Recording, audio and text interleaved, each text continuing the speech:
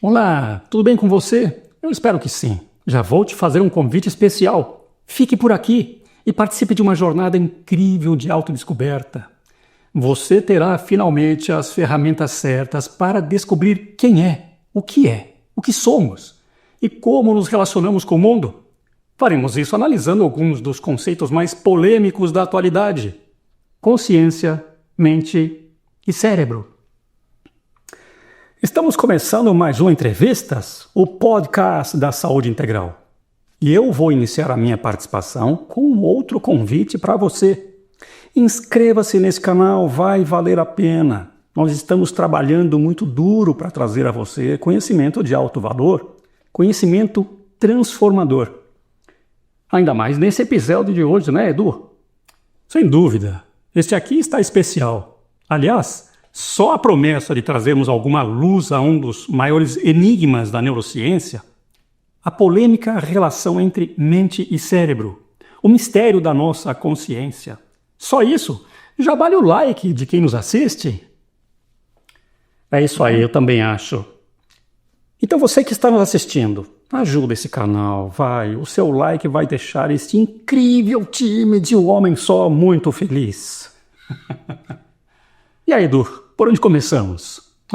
Bem, acho que a primeira coisa a fazer é chamar a marca do podcast. Pode claro. fazer as honras como sempre. Obrigado. Vamos lá.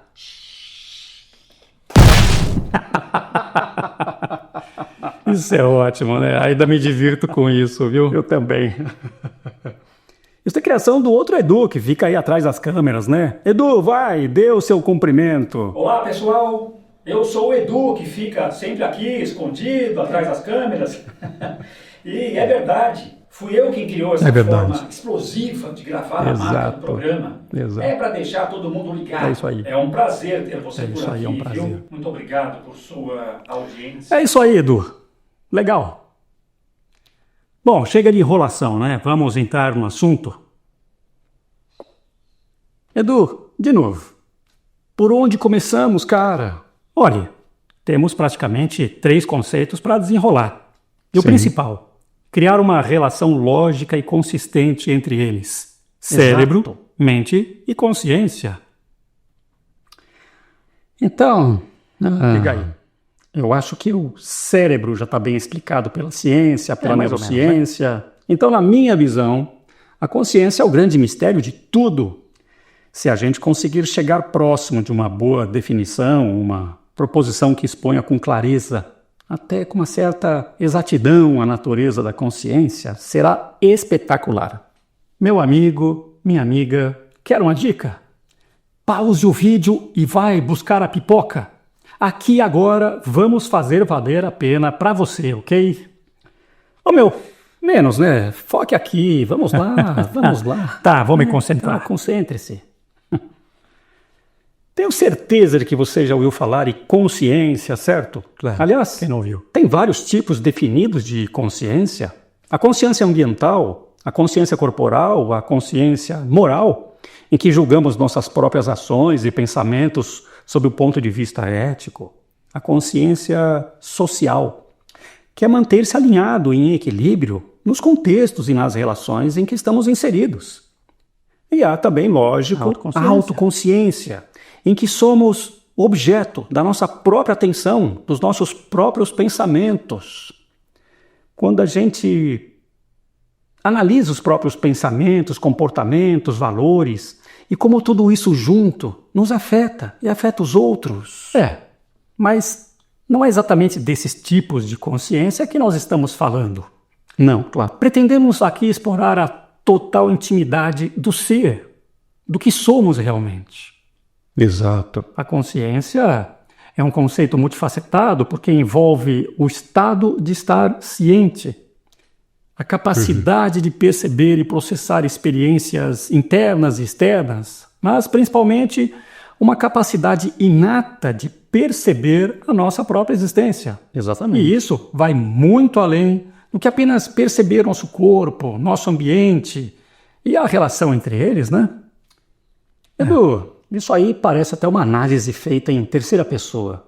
Falando assim, a impressão que dá é que a nossa consciência é um observador, um tipo de testemunha, algo alienado do mundo, algo mais distante. Mas quer dizer, essa é a nossa tese, é o resultado de tudo que estudamos. Exato. Pense na sua consciência como um maestro, um regente. Diante dele, há apenas 2 músicos, um dueto formado pelo cérebro e pela mente. Contudo, esse maestro ele não tem um poder executivo, de gestão autoritária, de controle absoluto. Ele é mais passivo. Sua função é garantir a harmonia, o equilíbrio entre os dois, acompanhar toda a produção musical do tal dueto. Edu, você está meio confuso, hein? Um maestro para 2 músicos? Eu daria um outro exemplo, que talvez seja mais compreensível. Diga lá. A consciência é como a mãe que observa 2 filhos brincarem alegremente em um parque, uma praça. Ela deixa os 2 livres, interagindo, correndo, pulando, gritando, rindo, aproveitando o momento. Ela somente acompanha, sem interagir. Ela está lá para garantir a integridade dos 2 filhos. E por que é assim? Porque no final das contas não é necessária a interação, porque essa livre experiência entre os 2 produz a vivência, produz a nossa existência. Essa mãe, a nossa consciência, ela acaba se beneficiando em vários graus dessa nossa existência, como veremos mais adiante. Tá confuso isso ainda, né, meu? Vamos pelo início? Claro. Os filósofos foram os primeiros pensadores a tentar explicar o mundo e o nosso papel no contexto, através da razão. Na Grécia Antiga, já se discutiam questões sobre a alma, o corpo e a localização das funções mentais. Mesmo sem uma definição do que é consciência, eles tentavam avaliar a relação entre a mente, que eles chamavam de alma, e a sua posição, a sua existência no corpo, investigando o centro das funções mentais. Uns acreditavam que esse centro estava no coração, outros no cérebro.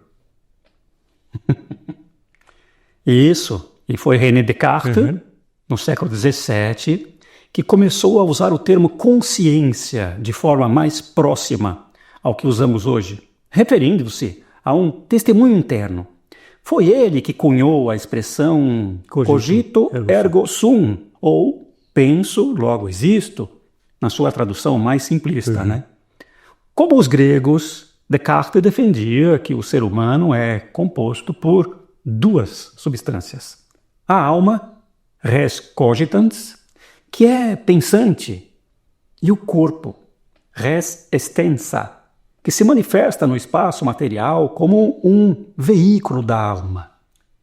Depois veio um outro filósofo inglês chamado John Locke, no final do século XVII, que definiu a consciência como a percepção do que se passa na própria mente do homem. Locke é famoso por definir o empirismo, ou seja, ele afirmou que o conhecimento e a aprendizagem são decorrentes unicamente da experiência, das tentativas e erros, e segundo ele, para compreendermos o mundo, né, nós temos que usar metodologia sistemática, crítica, claro. Agora, um ponto surpreendente no pensamento de Locke. Em uma de suas obras, ele afirma que a consciência pode ser transferida de uma alma para o outro, e que a identidade pessoal de alguém vai junto com a consciência. É claro que aqui há um conflito de conceitos. Mas veja que interessante. Né? Locke era cristão, religioso, pregava a tolerância religiosa em um contexto muito específico, em uma época em que a igreja na Europa estava dividida. Apesar disso, muitos dos seus críticos suspeitavam que Locke fosse, na verdade, um materialista. Isso por conta de alguns de seus comentários mal compreendidos e interpretados. As suas últimas obras, né? Em algumas de suas obras, o ponto que gerou discussão foi a seguinte: a matéria pode criar o pensamento? Ele escreveu. Pois é, não é? Isso aí parece uma metáfora para o cérebro cria os nossos pensamentos. O cérebro produz a mente. Veja só, a ideia aqui não é nos aprofundar em cada pensamento filosófico, um a um. Mas a gente lembrou desse cara porque a neurociência moderna, ela afirma exatamente isso. A matéria, que é o cérebro, é o verdadeiro responsável pela produção dos pensamentos e da consciência. Justo. Isso aí. Essa ideia faz parte de uma das duas vertentes da neurociência atual, que é o fisicalismo. Fisicalismo, ou materialismo da mente, é uma perspectiva que afirma que a consciência é uma propriedade emergente dos neurônios e de suas diversas regiões cerebrais. Nos últimos 50 anos, uma linha de pesquisa surgiu nesse sentido, tentando identificar o que os cientistas chamaram de correlatos neuronais da consciência. Agora, é bom frisar que nem todo neurocientista concorda com isso, hein? Não é? Pois é. Há uma outra vertente que mostra o que se chama de lacuna explicativa. Nessa linha de pensamento, ressalta-se, então, uma incrível dificuldade em explicar como a matéria física, que é o cérebro, pode dar origem às experiências subjetivas, como a consciência. Tem até aquela aposta feita por dois amigos, né? Um filósofo e outro neurocientista. O neurocientista perdeu, né? Mas explica direito como isso aconteceu. Vai parecer que a coisa está consumada, resolvida, e isso não é bem verdade. Tem razão, não é bem assim. Acho que foi em 1998, isso aí. Duas figuras importantes, de renome, cada uma em sua área. David Chalmers, um filósofo australiano, e Christoph Koch, neurocientista americano. Eles fizeram uma aposta. Koch, o neurocientista, afirmou que no prazo máximo de 25 anos, a partir daquela data, bastante tempo, a ciência desvendaria os tais correlatos neurais da consciência. Ou seja, quais partes do cérebro são necessárias para realizar uma experiência consciente, o que ajudaria, finalmente, a entender como a consciência é alcançada e produzida. O foco da ciência era se afastar definitivamente da filosofia e dar uma explicação mais pragmática. Ocorre que 25 anos depois eles se encontraram para definir o vencedor. E claro, o filósofo levou a melhor, porque a ciência avançou em 25 anos muito mais do que nos últimos 200 anos, do que nos últimos 2 séculos. Mas isso foi ainda insuficiente para determinar a produção neuronal da consciência. E veja, eles refizeram a aposta. Eles agora vão se encontrar em 2048 para descobrir quem levará a melhor desta vez. A filosofia ou a ciência? Façam suas apostas. Por curiosidade, o que eles apostaram? O que o Chalmers levou para casa? Olha, na verdade ele não levou para casa. O objeto da aposta era uma caixa de vinhos. Para comemorar, comemorar a amizade dos dois, né? E o fim da primeira aposta, eles tomaram vinho madeira, português, safra de 1971. Que ótimo isso, hein? Ótimo, Eu acho que esse é o comportamento ideal que as pessoas que discordam de um assunto, elas devem adotar. Fair play. Qual? Respeito mútuo. Claro. Lealdade Respeito e aceitação mútuo, das regras e das ideias dos adversários. Seria ótimo, né?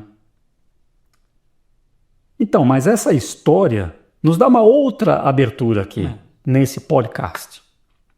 Vamos falar um pouco sobre o cérebro. E por que ele é considerado por alguns cientistas o produtor do verdadeiro eu, do nosso eu, da consciência. Vamos lá. Né? Isso não quer dizer que o assunto da consciência está acabado, viu? Já já a gente vai voltar a ele em peso. Vamos lá. Bom, nosso cérebro é uma das mais fantásticas máquinas já estudadas pelo homem. Impressionante. Ele pesa entre 1,250 kg e 1,4 kg. Hoje, graças a uma cientista brasileira e seu devotado time, sabe-se que o cérebro humano tem cerca de 86 bilhões de neurônios. Antigamente, suspeitava-se que esse número era muito maior, 100 bilhões. Mas isso foi mais um devaneio de alguém do que uma medição precisa. Foi mais um chute. Ninguém mediu, tinha feito isso antes. Quer dizer, contar os neurônios. Pois é. Mas o cérebro não é feito somente de neurônios. Há também as células gliais, que são de 4 ou 5 tipos diferentes. As células da glia funcionam para dar suporte estrutural, nutricional e também proteção para os neurônios. Você conhece um pouco da anatomia do cérebro? Sabe me dizer onde estão concentrados os neurônios? A ideia geral é de que os neurônios estão por todo o cérebro, espalhados em seus 2 hemisférios. Ou então, que a maioria deles está no chamado córtex cerebral, a massa cinzenta que cobre o cérebro e é responsável pelas principais atividades neuronais de cognição, memória, visão, audição, fala, etc. Mas isso não é verdade. E aqui vale mais uma parte importante. Quando nos referimos ao cérebro, mais popularmente, estamos querendo dizer encéfalo. Encéfalo é o termo geral e correto para todo este órgão aqui localizado dentro do crânio. Ele inclui suas 3 partes principais. Aí sim. O cérebro, o cerebelo e o tronco encefálico. Edu, pode colocar aqui no fundo a imagem do encéfalo para a gente ilustrar isso? Claro, é para já. Boa. Então, veja só. O cérebro, essa parte mais colossal do encéfalo, ele possui apenas 16 bilhões de neurônios. Mas, espera aí, eu não falei que é 86? Calma, deixa eu continuar, vou explicar tudo. O cérebro possui 16 bilhões de neurônios dispostos majoritariamente na parte superficial chamada córtex. E possui também 61 bilhões de células da glia, logo abaixo do córtex, ocupando o miolo do cérebro. Já essa região mais central aqui do chamado tronco encefálico, ela possui 700 milhões de neurônios e 7,7 bilhões de células gliais. Agora veja só isso. Esta região aqui embaixo, atrás do encéfalo, aqui na região mais occipital, embaixo, é chamada de cerebelo. Ela tem 69 bilhões de neurônios e 16 bilhões de células gliais. Esta pequena região é a que concentra a maior parte dos nossos neurônios, o cerebelo. Sabe-se que hoje ele tem muito mais funções do que somente motoras, como se acreditava há 20 anos atrás. Olha só. O cerebelo controla a coordenação motora, o equilíbrio, a postura, o controle do tônus muscular, a potência muscular, a aprendizagem e adaptação dos movimentos e mais. Controla também a atenção e a linguagem corporal. É responsável por complexos processos cognitivos, como memória de trabalho, funções visioespaciais, cognição social, controle do sistema autônomo. E acredita-se, também é corregulador das emoções, interagindo com o sistema límbico. Claro, né? Não poderia ser diferente. O cerebelo tem mais de 4 vezes neurônios que o próprio cérebro. Aí vamos descobrir muita coisa. O que foi? O que você está olhando assim? Você gesticulando assim em volta da cabeça. E daí? Daí que só agora que eu percebi como o seu cabelo tá comprido, cara. Que coisa, que isso? Você queria ficar parecido com um vocalista de banda de rock? Engraçadinho. Deixa de ser pato. Você sabe muito bem por que eu deixei o cabelo crescer. Aliás, você cortou o cabelo pra gente gravar esse novo podcast, não é?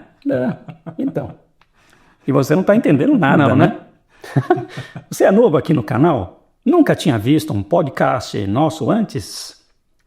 Então, a história é a seguinte. Quando eu tive a ideia, quando nós tivemos a ideia de criar esse podcast sobre saúde integral, eu convidei alguns amigos médicos e nutricionistas para trocar ideias diante das câmeras. Sabe quem aceitou? Ninguém. Todo mundo tinha uma certa desconfiança em sentar comigo para discutir temas de saúde, de certa forma polêmicos. Então, como dizia a minha vozinha Maria Cândida, já que só tem tu, vai tu mesmo, né? Tu mesmo, né? E aí, eu me amigo comigo, eu mesmo e todos os outros meus alter egos, criamos esse modelo aqui de entrevista em que eu me entrevisto. Sob a ajuda dos meus outros eus também, né? Como o Edu aí. Tava pensando que somos 2 irmãos gêmeos? Deus me livre ter suportado um cara assim, dormindo na cama de cima do meu beliche na infância. É o cara. Eu até consigo me suportar, mas somente na minha intimidade, né? No meu interior. Lido até que bem com as minhas supostas personalidades diferentes, né? Ambíguas, né, amigo? Ambíguas, né? Seu nariz. É isso aí, mas chega aí patifaria, tá bom? Vamos continuar aqui, que ainda tem muitas coisas vibrantes pra gente gostar. Segue aí, né? Aproveitando, Edu, fala pro Edu trazer um pouco mais de água pra mim, olha. Ah, sim. Vou pedir uma garrafa de água fresquinha, tá bom? Boa, legal, muito obrigado. Legal, Edu, obrigado. Onde paramos mesmo? Falávamos do encéfalo e da distribuição dos neurônios pelas diversas regiões. Isso. E para não ficar castigando quem nos assiste com números aleatórios, vamos tentar descrever agora as incríveis capacidades do cérebro. Boa. Então segue aí. Segue você. Não são só os 86 bilhões de neurônios que impressionam, mas a capacidade que cada neurônio tem de se conectar com outros, formando as chamadas redes neurais. Em média, todos eles formam cerca de 7.000 conexões entre si, um número que pode chegar até 20.000 conexões em alguns casos. Né? Talvez mais, viu? Esta flexibilidade chama-se neuroplasticidade. A incrível capacidade do cérebro de criar e fortalecer novas conexões, ou mesmo de se desfazer das antigas e subutilizadas. Cada neurônio é uma pequena máquina de processar informações. É um mini computador. Pense nele como um mini computador que sintetiza e processa estímulos que produz. Isso dá saída em diferentes saídas, né? Interagindo com os outros neurônios. Você consegue imaginar? Pensa em uma rede complexa com 86 bilhões de mini-computadores interconectados. Edu, põe aqui atrás aquela impressionante imagem das redes neurais que mostra muito bem a complexidade do nosso cérebro. Boa, bem lembrado. É como se cada ser humano vivo no planeta, cada um dos 8 bilhões, tivesse 10 minicomputadores. E todos eles ligados numa única rede. Nessa metáfora que criamos aqui, cara, isso é 5 vezes a quantidade de computadores ativos no mundo. Imagina! E tudo isso dentro de uma única pessoa. De você, por exemplo. Né? Olha isso, que imagem incrível. Agora vai ficando mais fácil de entender, não é? Por que a neurociência reputa ao cérebro toda a complexidade do ser humano. Só a camada externa do cérebro, o córtex, ele tem cerca de 180 regiões distintas, responsáveis por piada pela ciência, né? Funções diferentes, funções diversas. E não é só isso. O cérebro faz um estrito controle hormonal do corpo todo, através das chamadas glândulas mestras. Glândulas mestras. Os seus hormônios, eles regulam várias funções vitais, do metabolismo ao crescimento, do humor ao estresse, entre muitas outras. Vamos começar a colocar o dedo na ferida? Opa! Antes, que tal uma paradinha estratégica para uma... Enfim, não, amigo. Isso aí. Aqui está, senhores. Quem pediu a água geladinha? Foi o Edu aí. Eu. Edu, desculpa aí por isso, viu? Pelo copo vazio. O dia tá meio corrido. Tá bom. Sempre uma desculpa.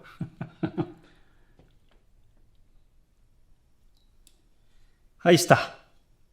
Senhores, se precisarem de mais alguma coisa, basta pedir pro Edu ali, atrás das câmeras. Tá bem? E para você aí em casa, beleza. Um abraço a todos. Obrigado, Edu. Vai, rapaz. Vamos começar a colocar o dedo na ferida?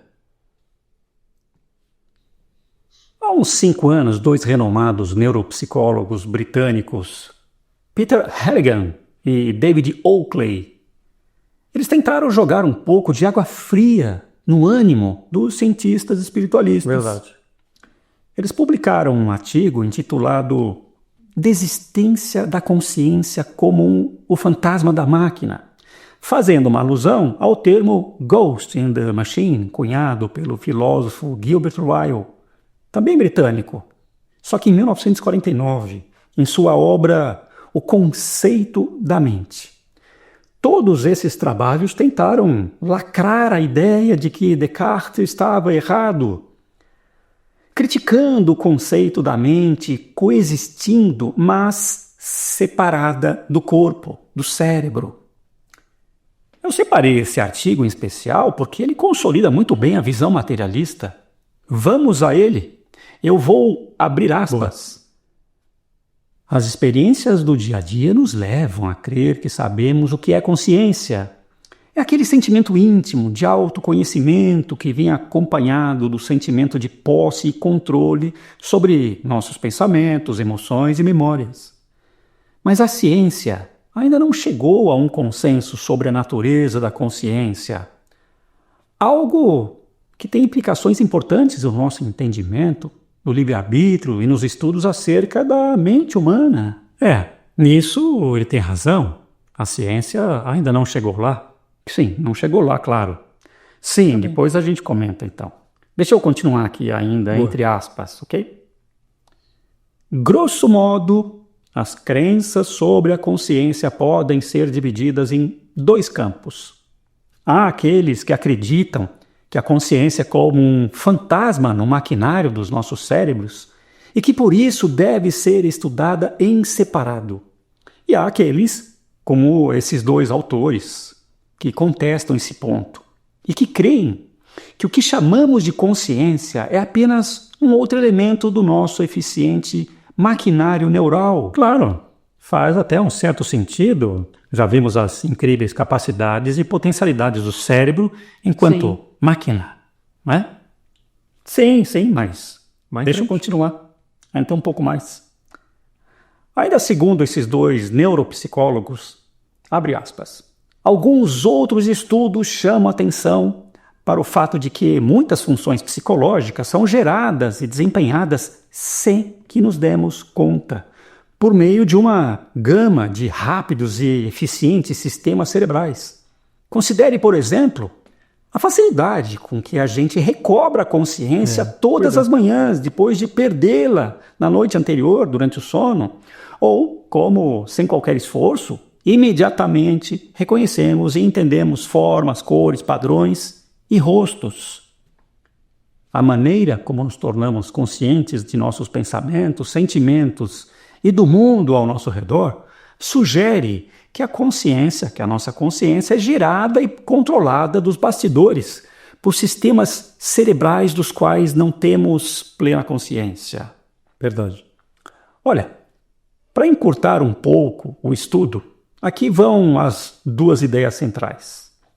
Primeiro, tanto a experiência como o conteúdo da consciência são reais, mas, do ponto de vista científico, eles são epifenomenais, isto é, são todos fenômenos secundários baseados nas maquinações bioquímicas do cérebro. Trocando as palavras, a nossa experiência subjetiva de consciência é real, mas as funções de controle e de posse que atribuímos a essa experiência não são. E a segunda ideia tenta dar força a isso. Alegamos que a consciência não envolve processos psicológicos independentes do cérebro, da mesma forma que não existe nenhuma função digestiva em separado dos processos físicos do intestino. Então é isso. O quê? O pulmão respira, o coração faz o sangue circular, o músculo esquelético traciona, o intestino defeca e o cérebro produz pensamentos e a consciência. Né? Essa é uma boa forma de reduzir esse pensamento, mas sim, é a lógica. A lógica é essa mesma, né? Bem, exato. É uma perspectiva, né? A gente tem que respeitar. Cientistas Sem dúvida. São caras que se debruçam sobre ideias e tentam ou corroborá-las ou destituí-las de crédito. Mas, para você que nos assiste, permita-me dar 2 perspectivas sobre o que é exatamente a ciência. A primeira. O que é a ciência? A ciência é uma estrada para onde convergem diversas ideias.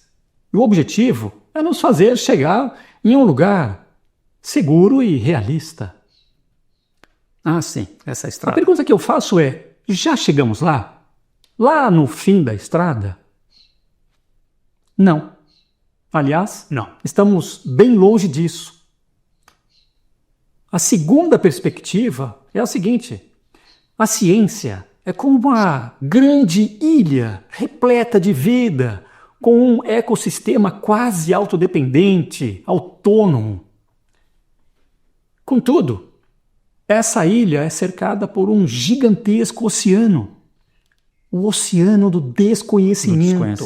Portanto, está longe de bater o martelo em vários assuntos significativos. Quer um exemplo? Sem dúvida. Lá vem mesmo. Lá vem, hein?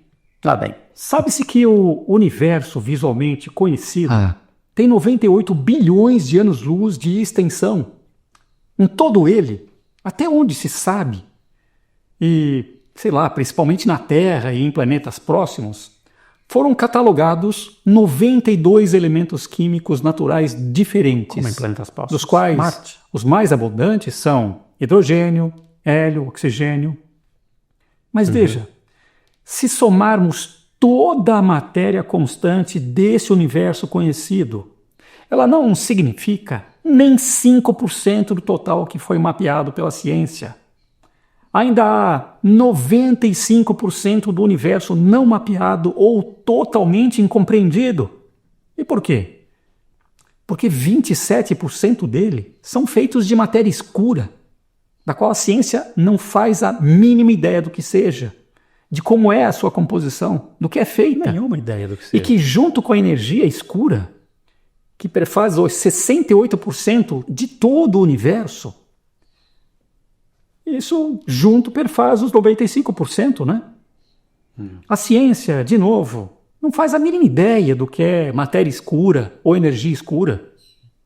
Contudo, sabe-se que existem, porque a matéria escura é detectada através dos seus efeitos gravitacionais sobre a matéria visível, e a energia escura ela é responsável pela aceleração e expansão do universo. Cada vez mais. E aí está. Esta é a nossa ciência, cheia de certezas e incertezas. Pois é. Como dizia a vovó Maria Cândida, uma coisa é uma coisa, outra coisa é outra coisa. Sim, mas não deboche, ok? Você sabe como nós consideramos em alta conta a ciência, consideramos ela a única saída viável para a humanidade consolidar com os conhecimentos de forma segura. Então, não deboche. Né? Claro que sim, né? Mas há um fato inquestionável sobre a ciência. Ela dorme em seu próprio berço esplêndido e refuta tudo sobre o qual não compreende ou que não tem recursos para analisar. Olha, eu não diria que a ciência é assim, porque ciência é apenas um conceito, um mecanismo criado para entendermos e validarmos a realidade que nos cerca. No final das contas, a ciência é a resultante do seu próprio método científico, das características específicas que guiam a pesquisa, a racionalidade, o empirismo, a sistemática, No final, o ponto é que apenas alguns cientistas são assim, descrentes do que não pode ser analisado e categorizado pelo método científico. Para esses cientistas, toda a realidade possível está naquela ilha, a ilha do conhecimento consolidado e validado, né? E eles estão de costas, né, para o oceano do desconhecido, exato. Uma postura inflexível e cega até, não é? Cara, agora você foi preciso. Parabéns, viu? Obrigado. Obrigado. De nada. Eu poderia enumerar aqui muitas outras inconsistências e desconhecimentos da ciência. A gravidade, por exemplo. A ciência pode descrever a gravidade, mas não sabe o que é exatamente, nem como funciona. Durante séculos, a gravidade foi descrita como uma força de atração entre dois corpos que possuem massa, certo? A gente aprendeu na escola. Quanto maior a massa, maior a força de atração. Não foi isso que você aprendeu na escola? Não é verdade? Pois é. O Sol atrai a Terra porque a sua massa é 334 mil vezes maior. A Terra atrai a Lua em seu campo gravitacional porque sua massa é 81 vezes maior do que a do seu satélite. Mas todos se atraem em graus diversos por conta das suas diferenças de massa. Só que Albert Einstein descreveu a gravidade não como uma força, mas como uma consequência, uma curvatura, uma deformação do espaço-tempo causada por objetos de grande massa. Veja, são coisas muito diferentes em essência. Muito diferentes, é claro. Na mecânica quântica, por exemplo, há uma terceira possibilidade, o graviton, uma partícula elementar hipotética, ou seja, uma partícula apenas teorizada, que seria responsável pelo efeito gravitacional. Essa partícula sem massa seria a portadora do campo gravitacional, com efeitos de longo alcance e que ainda viajaria à velocidade da luz. Tudo isso é bem complexo, claro. Não te parece? É o que justifica a ciência ainda não ter chegado lá. Aliás, no mundo todo já foram feitas listas que reúnem 5 ou 6 perguntas intrigantes que a ciência ainda não conseguiu responder adequadamente. E adivinhe, em todas elas, a natureza da consciência ainda não foi relacionada, ela não foi bem esclarecida. Também está muito claro o porquê disso, né? São limitações inerentes aos desafios e à própria natureza da ciência. Veja só, a ciência, por definição, limita-se ao estudo do mundo natural e físico. Ela não pode se ater às outras dimensões não físicas, até por barreiras tecnológicas, né? Para fazer a observação e a medição. Exatamente. Outra coisa que precisamos deixar claro é a seguinte: a ciência não prova nada. A ciência corrobora. O que isso significa? Significa que as teorias científicas não são verdades absolutas e irrefutáveis, mas sim modelos que são confirmados e sustentados por observações e evidências empíricas, estando sempre sujeitos a serem refutados ou aprimorados por novas descobertas e dados. O termo corroborar, ele se refere ao ato de confirmar, reforçar ou dar suporte a uma hipótese através de evidências, enquanto o termo provar remete a uma demonstração definitiva e incontestável, algo que a ciência, com a sua natureza mutável, não pode garantir. Por isso, o lógico seriam os neurocientistas materialistas não tentarem lacrar em cima da consciência. Exatamente. Já que existe uma incontestável possibilidade de estarmos diante de uma manifestação multidimensional, onde a ciência e seus meios de testagem ou análise não têm alcance. Cara, isso aí muda o jogo.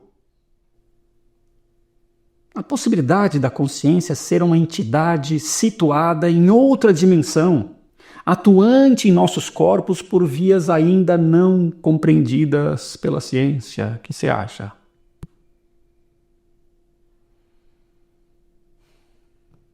Não é? Por isso eu acho que agora vale a pena entrarmos no terceiro conceito desse vídeo. O que é? E do que é feita a mente? A mente, claro. De forma genérica, a mente é responsável pela criação de pensamentos, pelo raciocínio, pelo entendimento, pela memória, pela emoção e pela imaginação. Então, assim, todas as habilidades cognitivas de uma pessoa surgiriam de seus processos mentais. Do latim, mens. O conceito de mente diz respeito a um fenômeno complexo com origem no cérebro, que se associa ao pensamento.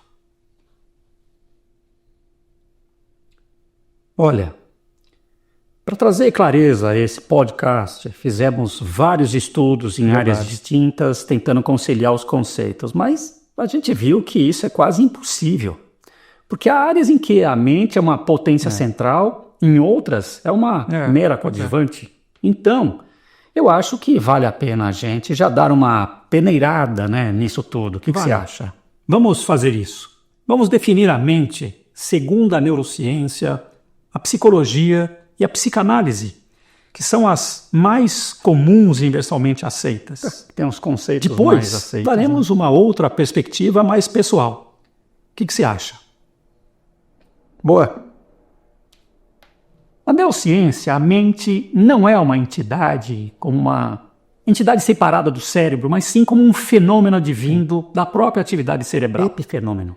Para a neurociência, a mente engloba a consciência, as emoções, os pensamentos, as experiências subjetivas, sendo uma característica emanente de redes neurais complexas. Na psicologia não é muito diferente.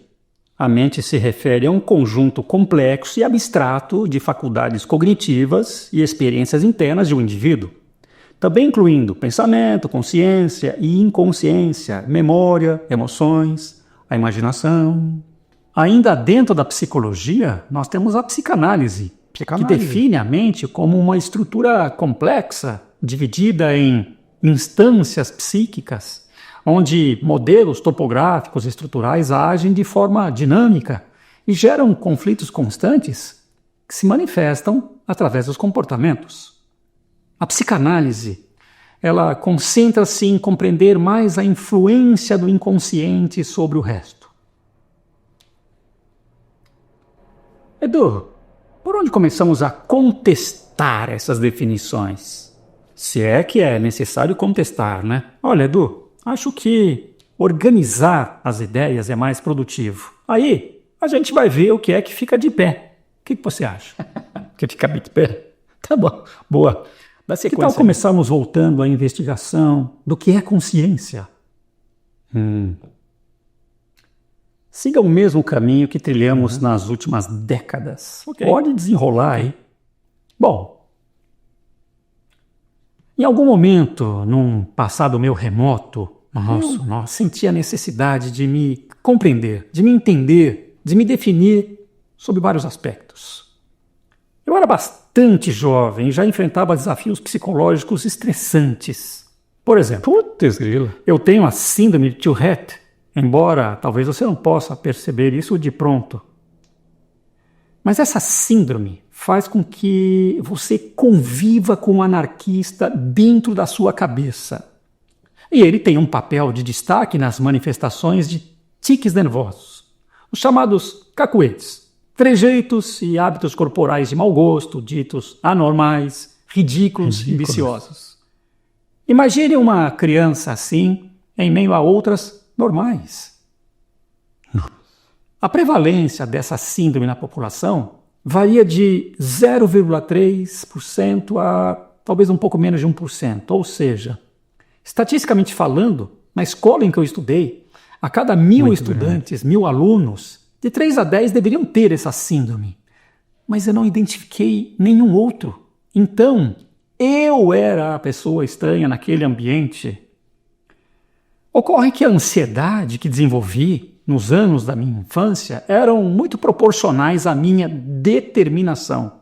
Assim, garra, né? Enquanto eu crescia, sendo alvo de chacota por alguns colegas, conhecidos e desconhecidos, eu procurei por soluções que pudessem me curar, ou, no mínimo, reduzir aquela manifestação dos tiques e cacoetes.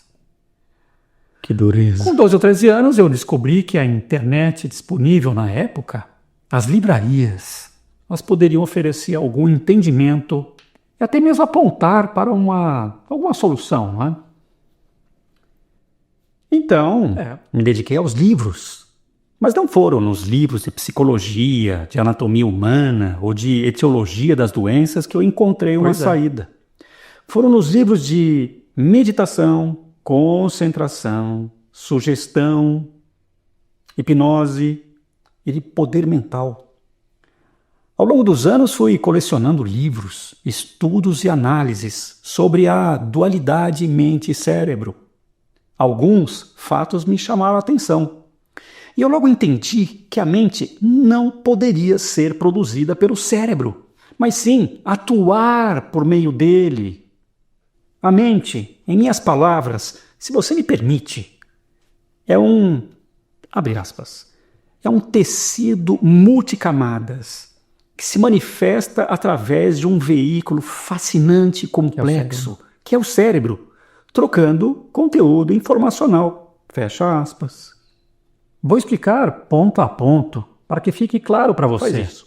Ok? Vamos lá. Digo que a mente é um tecido, porque isso é uma boa metáfora. Um tecido, ele envolve algo, ao mesmo tempo em que ele conecta dois ambientes diferentes. A nossa pele é um tecido multicamadas. Ao mesmo tempo em que envolve o nosso corpo, ela atua como um órgão sensorial, recebendo e transmitindo ao cérebro sensações de tato, pressão, calor, frio e dor, através das terminações nervosas especializadas. Essa função sensorial é crucial para a nossa interação com o ambiente. E não é só isso. Cada camada de pele tem uma função, e quanto mais de perto observamos cada uma dessas camadas, mais específicas e diversas elas vão ficando, com seus estratos e substratos. Então, pense na mente como algo similar. A mente conecta dois ambientes: o físico, através do nosso cérebro, e o meio não físico, ainda inalcançável pela ciência. E que, como a gente já viu, não significa que não exista. E de que forma isso acontece? Olhe, muitas teorias a esse respeito já foram criadas e abandonadas ao longo dessa jornada de compreensão. Os antigos, que durante dezenas de milhares de anos exploraram o assunto, focando no aspecto imaterial do ser humano, principalmente os povos e as tradições orientais, eles concluíram que isso não é importante. O importante é saber que é assim.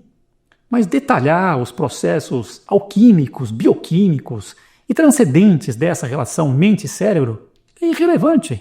Pois é.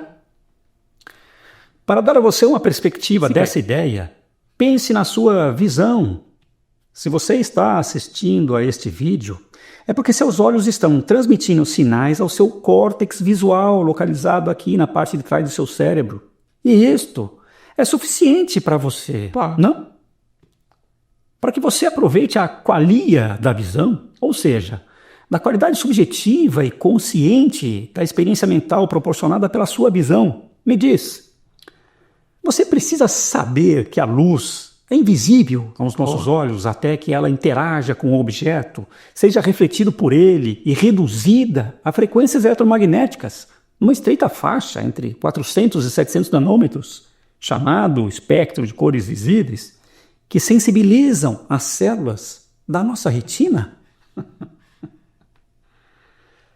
Pois é, talvez até você saiba disso, né? Porque lembra das aulas de física e ótica na escola, ou talvez porque o que eu estou falando agora seja novidade, mas veja, saber ou não saber de tudo isso, nada disso impede você de ter a experiência da visão, certo?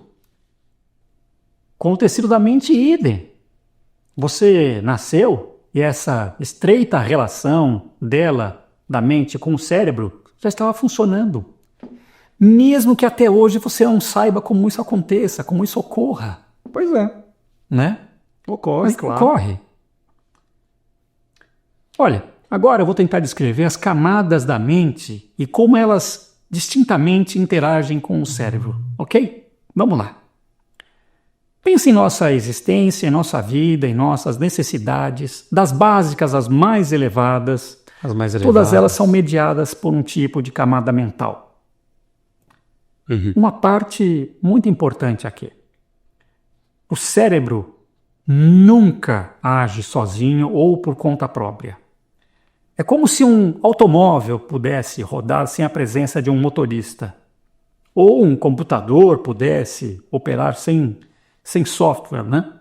E para os críticos, os cricas, os detalhistas de plantão, essa é a lógica também que funciona para um carro autônomo, sem o software que ele não roda sozinho, livremente. Então, sim, de alguma forma que ainda conheceremos algum dia, a mente e suas camadas são um conjunto de softwares que roda no cérebro. Entendido? Diga lá. Uma parte aqui. Você falou dos detalhistas e críticos, então, para eles, eu vou deixar um aprofundamento dessa ideia da relação mente-cérebro, ok? Não é o caso para esse vídeo aqui, não é cabível aqui, nesse nosso assunto, aprofundar outras explicações.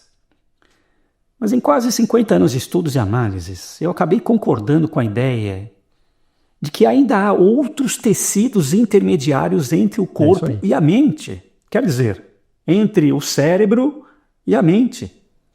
Esses outros tecidos fazem uma ponte entre a manifestação grosseira, vamos dizer assim, da matéria, do cérebro, e suas emanações diversas de energia, e os tecidos mentais, muito mais sutis. Entende?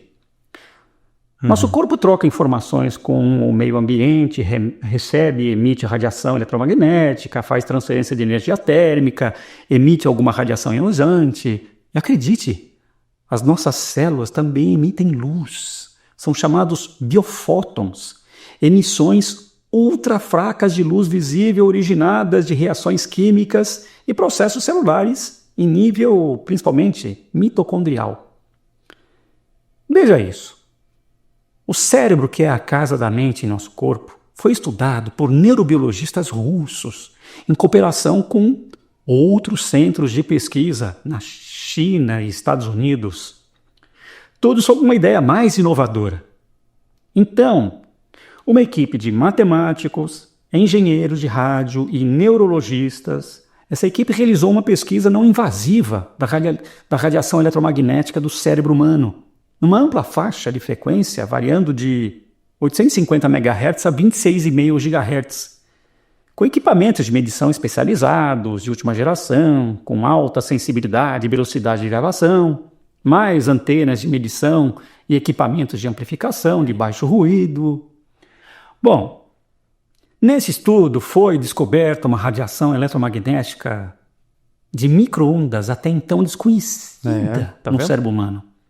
Entre as faixas de 1,5 GHz e 4,5 GHz, essas ondas detectadas, elas apresentaram variações em zonas diferentes da cabeça, mas elas estão completamente ausentes no restante do corpo humano. Ou seja, a emissão dessas micro-ondas é um comportamento próprio do cérebro e da sua atividade. E veja, a atividade eletromagnética, essa de micro-ondas do cérebro, é bilhões de vezes diferentes da atividade bioelétrica que é registrada pela encefalografia. Sabe? Aquele aparelho? O eletroencefalograma? Então. E lá foram os russos afirmar que essas são evidências de que os pensamentos e a mente são materiais. Você tem certeza, né? Uai. Mas deixa que eles trabalhem nessa linha, né? Se a gente fizer uma amplificação dessa ideia, cara, é só benefício. Para, por exemplo, mapear a saúde mental por análise dessas micro-ondas, se elas realmente refletem a atividade cerebral em zonas específicas, será mais um adjuvante no entendimento de transtornos mentais e nos seus tratamentos, não é? E para a gente não se perder por aqui, nem deixar quem nos assiste com tontura, né, de tanta informação, que tal a gente voltar aos tecidos mentais? Vamos. Boa.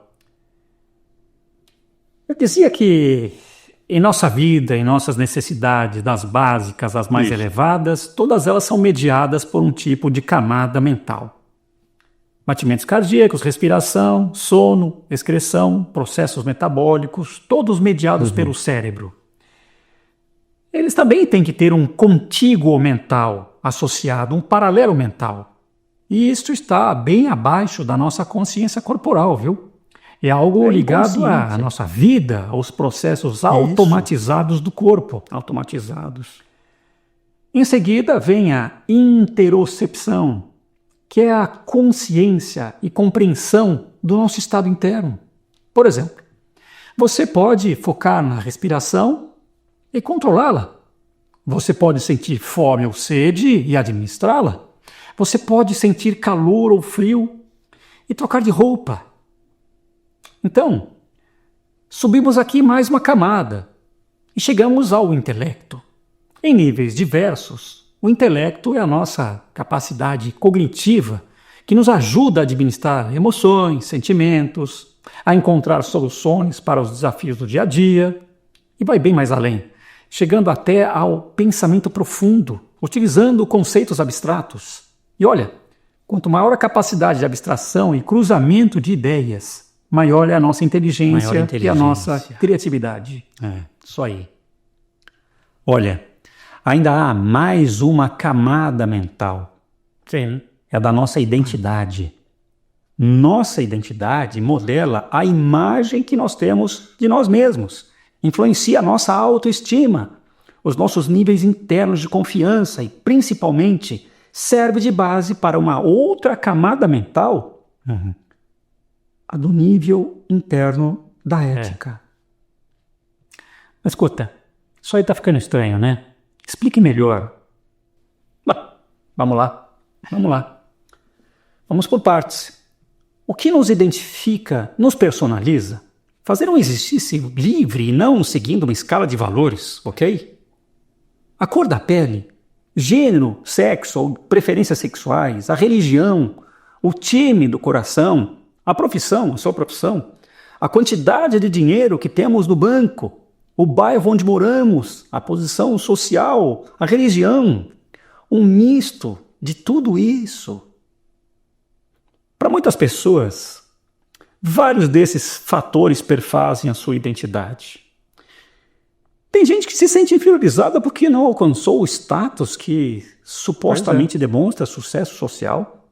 Tem gente que se sente diminuída porque o seu time do coração foi rebaixado. Tem gente que se acha superior porque nasceu em berço esplêndido e nunca sentiu aquele amargo prazer de enfrentar e superar desafios mundanos, comuns. Por outro lado, agora, vamos focar naquelas pessoas que têm natureza agradável e generosa. São seres sempre felizes, sempre respeitosos, que sabem seu lugar no mundo e na sociedade. São pessoas que têm um profundo senso ético. Sabe o que isso significa? Elas são leais ao outro, não importa quem. A ética está acima da moral nesse sentido, porque o conceito primal da ética é ter a consciência para tomar decisões mais justas e racionais. Veja só, a moral é um conjunto de costumes, valores e normas de conduta aceitos e seguidos por uma comunidade ou um grupo social. A moral, ela pode ser guiada pela religião, por exemplo, e há preceitos de uma religião específica que vão de encontro, ou seja, eles colidem de frente com preceitos de outra religião, sem fazer juízo de valor. Há sociedades que não aceitam a poligamia, por exemplo. No Brasil, é crime ser bígamo. Ao mesmo tempo, na África, há sociedades poliândricas, ou seja, onde mulheres podem ter vários maridos simultaneamente. Isso são aspectos morais, mas a ética é o que nos permite conviver com todas essas escolhas individuais em prol das liberdades individuais. Não é? É bom ressaltar que ética é um exercício constante de análise racional do que são nossos direitos individuais, zelando para que o outro também possa desfrutar dos seus direitos, né? Ser ético é balancear tudo isso, que exige inteligência, algum nível de autossacrifício e um elevado grau de humanidade. Entende agora? Porque esse é um dos aspectos superiores do tecido mental, provocando os neurocientistas materialistas. Em que microscópio eletrônico foi encontrada a rede neural dedicada à ética, hein? Você não presta, cara. É só uma piadinha, viu, para descontrair. Tá bom, para descontrair, né? Tá bom. Bom, enfim. Como você classificaria essas camadas do tecido mental? Vamos lá. As camadas do tecido mental estão justapostas, né? Quer dizer, elas estão emparelhadas, né? Mas as suas fronteiras, as suas bordas, se é que podemos chamar assim, elas não são claras. Não. As divisões são tênues. Não tem fronteira. Então podemos classificar essas camadas em 3 tipos principais. A camada de nível básico, muito próximas aos processos fisiológicos. As de nível intermediário, que são ligadas ao intelecto e à cognição. E a camada de nível superior, que é mais relacionada às qualidades éticas humanas, ao desapego, ao desprendimento pelas coisas. É isso aí. Tem algo bem interessante que ainda não comentamos. Essa interação entre mente e cérebro é manifestada através de pensamentos. Todo pensamento é uma representação da mente. Não importa a camada do tecido mental. Percebe? Claro, nem todas as interações mente e cérebro geram pensamentos. As mais básicas, as fisiológicas, advindos do sistema parasimpático, por exemplo, controle da frequência cardíaca, respiração autônoma, secreção de glândulas, micção, dilatação da pupila, entre outras. Elas geram reações internas não perceptíveis, mas sem as formas pensamento. Ou você pensa em algo específico quando a sua pupila se dilata, por exemplo. Não, né? Assim, os pensamentos comuns surgem da interação cruzada de um mínimo de redes neurais, não importa o seu tamanho. Entendeu? Tá. Mas é bom que se saiba que essa interação mente-cérebro também é prodigiosa, né? Os pensamentos são produzidos continuamente, de forma abundante, o tempo todo, sim. De várias qualidades, variando conforme as circunstâncias. Às vezes chega a ser até muito irritante, né? Sim, irritante. Mas veja, até dormindo nós produzimos os pensamentos. Os sonhos, eles são pensamentos. E aqui vai uma ressalva, hein?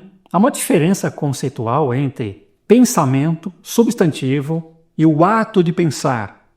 Por conceito, então, pensar é refletir, elucubrar, raciocinar. E pensamento pode vir do pensar, do exercício do pensar, mas pode ser também apenas uma manifestação mental e não o fruto de uma reflexão. Entendeu? Boa, bem esclarecido. Bom, Edu, que tal voltarmos então à questão da consciência? Creio que já conceituamos e ilustramos tudo o que é necessário para um entendimento mais amplo, né? Também acho. Inclusive porque há alguns pontos importantes que agora podemos colocar na mesa, né? Está lembrado que falamos que a consciência está mais para a mãe que supervisiona seus filhos brincando entre si? Então, agora fica mais fácil de entender o porquê, não é? Porque a consciência é supradimensional. não se relaciona com o nosso mundo físico. Quem faz isso é a mente, através do cérebro. E ela permanece silenciosa, oculta, nos bastidores da vida, na maioria das pessoas. Entende? Porque consciência é passiva, ela não é ativa. Aliás, eu nem a chamo de consciência, que é para não confundir com o conceito mediano de consciência como discernimento ou percepção do certo e do errado. Eu a chamo de outra consciência. Se você procurar na internet, verá que esse termo está associado aos processos de autoconhecimento e conexão com o que vulgarmente chamam de eu superior. Putz, cara, eu não gosto desse termo. Eu superior. Também não. É presunçoso, né? Total. Isso veio daquelas obras e crenças espirituais da tal nova era. Uma mistura rasa de várias vertentes, espiritualismo, esoterismo, religiões orientais mal compreendidas, etc. Né?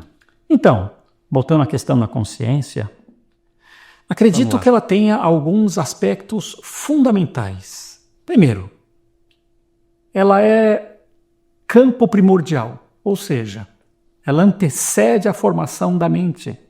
E, por conseguinte, ela antecede a formação do nosso cérebro.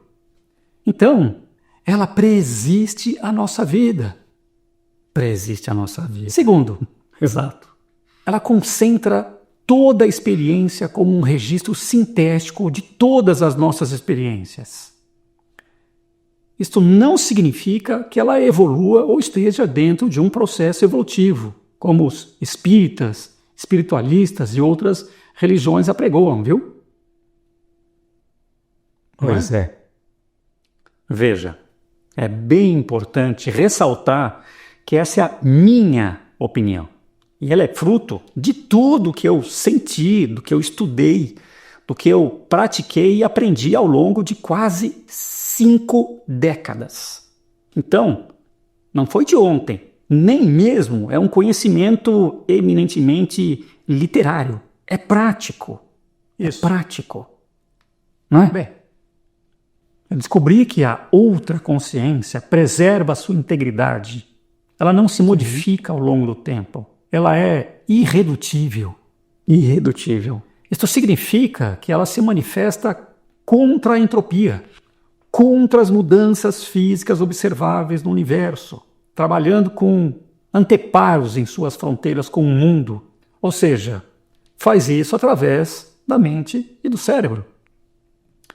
E claro, possui aspectos que não podem ser completamente traduzidos em descrições objetivas ou subjetivas. Exatamente. E aí, acho que vale ressaltar bem esse ponto. A experiência da outra consciência não pode ser verbalizada, mas ela pode ser sentida. Então, se você me permitir, eu agora afirmaria uma completa inversão da relação entre consciência e experiência. Enquanto a neurociência tradicional postula que a consciência emerge da atividade cerebral como uma propriedade emergente do cérebro, eu te digo que a consciência é o fundamento primário, o substrato imutável sobre o qual todas as nossas experiências aparecem ou desaparecem. Muito difícil esse entendimento? Aí eu devolvo a pergunta: o que nesse assunto não é difícil de entender logo de início, meu caro alter ego? Em nosso caso, foram décadas de experimentações e explorações. Não é verdade? Sim. Sim. Verdade, meu caro alter ego. E aí? Diga lá.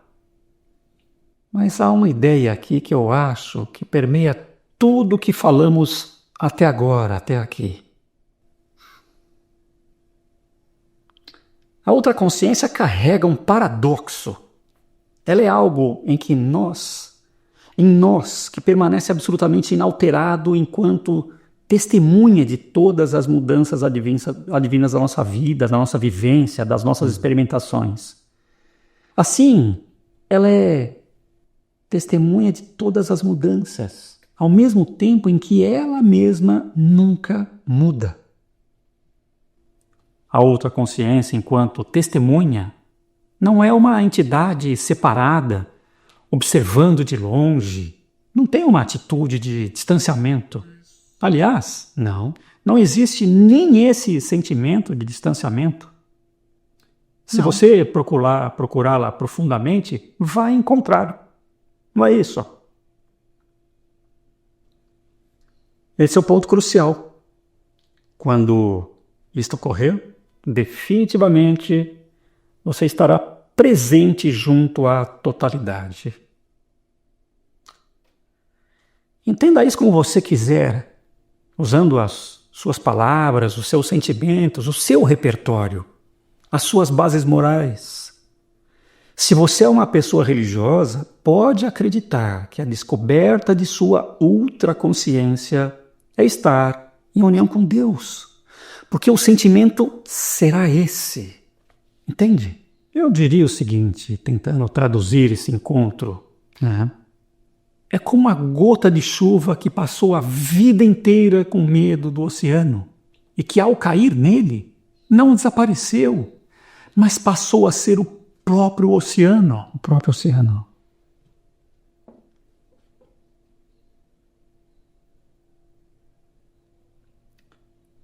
Lindo isso, cara. Você não se lembra de quando isso aconteceu? O que sentimos? Claro que sim. Essa memória ainda me arrepia inteiro. Pareceu uma tremenda energia que surgiu do vazio. É bem isso mesmo. É bem isso. Uma energia que surge do vazio. E para arrematar, eu diria que a forma de você se conectar com a sua consciência, ou melhor, com a sua ultraconsciência, é através da autoinvestigação. Uma autoinvestigação sistemática, com perguntas como: quem sou eu? Quem é verdadeiramente este pensador que está refletindo nesta ideia? O pensador. A chave é estar no silêncio, longe de tudo, das interrupções, e desacelerar o processo mental, até que possamos observar o próprio observador. Nós. É isso aí. Trata-se de apaziguar os pensamentos, deixá-los à vontade, enquanto você foca na ideia de quem é de verdade. Deixe os pensamentos surgirem em sua cabeça, de olhos fechados, mas não dê atenção a eles. Deixe-os indo, sendo substituídos por outros pensamentos, vai dando cada vez menos importância a eles. Em algum momento, eles cessam, ou eles vão permanecer em segundo plano. Sabe a metáfora da mãe que observa seus 2 filhos? Então, se os filhos quiserem ouvir sua mãe, eles devem se calar e prestar atenção a ela. Enquanto um dos 2 estiver gritando, sacudindo, pulando alegremente, isso não será possível. E aqui vai um alerta se você quiser tentar esta técnica. Não deixe que a sua concentração nesse objetivo ela se torne um outro tipo de ocupação, porque isso ainda vai virar mais ruído mental. Entendido? Isso. Reflita comigo. Por toda a vida, pensamos erroneamente que nós somos esse corpo, que nossa identidade é aquela formada por uma série de coisas que definitivamente não nos pertencem, que somos fruto das ideias que acolhemos na escola, nas rodas de amigos, que herdamos da nossa família, que somos um nome, um sobrenome, um rosto e um corpo. Então, durante toda a nossa vida, a nossa mente todas as suas camadas, ela fica trabalhando constantemente essa ideia fixa de identidade. Ela nos mantém ocupados com a sua ocupação. A mente nunca para. Essa é a sua natureza. Entende? Pegando ainda o gancho da nossa identidade, somos muito mais do que tudo isso que você falou. Sem dúvida. Porque nós somos únicos. Cada um de nós. Talvez a jornada da vida não seja sobre se tornar alguma coisa, criando uma falsa identidade a partir das coisas que acreditamos ser importantes, mas que são superficiais. Talvez o grande segredo seja sobre você deixar de ser o que você não é.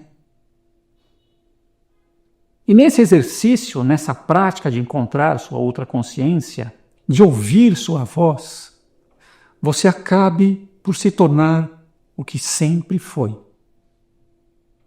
Certo? Cara, você não poderia ter concluído de forma mais brilhante.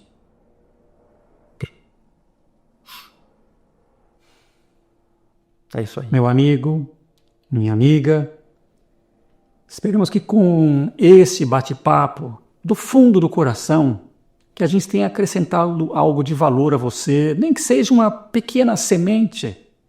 Se você plantá-la, se você regá-la todos os dias, com a prática que a gente comentou aqui, em algum momento os frutos aparecerão. Então, sem dúvida, fique você com os meus melhores pensamentos. Um grande abraço. E fique à vontade em comentar o que achou desse vídeo, ok? Esse é o primeiro em que não abordamos um aspecto da saúde em si. Então, até para mim, para nós, é tudo muito novidade. Se você gostou, deixa o seu like, vai. Assim eu saberei que posso também continuar a abordar outros aspectos da vida que vale a pena ser vivida. Um abração! Até o próximo vídeo. Ei, pessoal, não esqueçam, para saber mais sobre o nosso trabalho, visitem a plataforma Cuide de Sua Vida, www.cuidedesuavida.com.br. Está tudo lá, tudo o que precisam para ter uma saúde integral. Verdade. É isso aí. Verdade. Bem lembrado, né? Valeu. Isso Obrigado aí. por sua Bem audiência, lembrado, viu? Em pé.